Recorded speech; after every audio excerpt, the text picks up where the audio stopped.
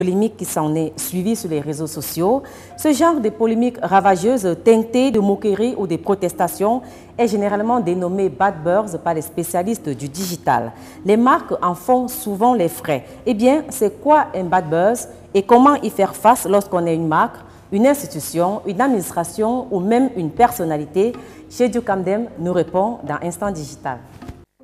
Merci Annie et bienvenue dans l'Instant Digital sur ActuNet. Aujourd'hui, nous allons aborder une nouvelle thématique, le bad buzz. Alors, il faut déjà comprendre ce que c'est que le buzz. Le buzz, c'est une technique marketing qui consiste à créer un phénomène de bouche à oreille autour d'un événement, d'une marque ou en fait d'une offre commerciale. Le bad buzz, quant à lui, c'est un bouche à oreille négatif qui peut être subi ou provoqué par une action initiale d'une marque sur les réseaux sociaux. Alors, vous allez voir que généralement, beaucoup d'entreprises paniquent un peu lorsqu'elles sont confrontées à un bad buzz car ça va nuire un peu à leur réputation. Comment gérer un bad buzz? Première chose, il faut d'abord identifier le problème. Qui est à l'origine de ce bad buzz? Est-ce un client mécontent? Est-ce juste une rumeur? Ou alors est-ce un ex-employé qui n'a pas eu de bonnes relations avec vous lorsqu'il est parti de votre boîte? Vous allez voir que beaucoup de bad buzz sont malheureusement subis parce que la marque a des fois fait des erreurs sur des campagnes publicitaires ou autres. C'était un peu le cas récemment au Cameroun avec les ordinateurs portables distribués aux étudiants camerounais. On a eu une explication d'un professeur, le professeur Atsa, qui expliquait justement dans ses propos, il a fait une équation que les gens ont retenue rapidement, 32 Go égale 500.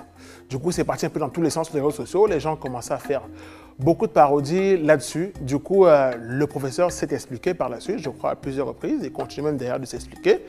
Et c'était un peu la bonne tactique parce qu'il faut savoir qu'après avoir identifié le problème, il faut soit jouer la carte du silence, ce que je ne conseille pas, mais ça peut être la bonne décision dans certains cas, si vous voyez que c'est juste un troll qui vient un peu vous déranger.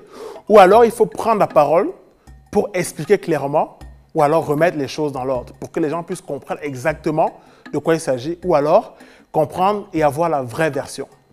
Vous avez d'autres exemples de marques, par exemple comme H&M qui a eu un bad buzz récemment, aussi commenté par les utilisateurs africains sur Internet, où on voyait un petit noir avec un sweatshirt, la marque s'est excusée, mais le sweatshirt est toujours en vente sur le site. Vous avez également d'autres cas comme Dove, la marque de cosmétiques qui est régulièrement sujet à ce genre de procédure. Mais il faut retenir quand même que le bad buzz peut être tourné à l'avantage de l'entreprise pour avoir justement un bon buzz. Il y a le cas d'école La Redoute qui a, suite à un bad buzz dans un catalogue sur leur site web, a réussi à tourner à son avantage le bad buzz pour avoir davantage de trafic sur son site web. Merci et rendez-vous la semaine prochaine pour un autre Instant Digital sur ActuNet.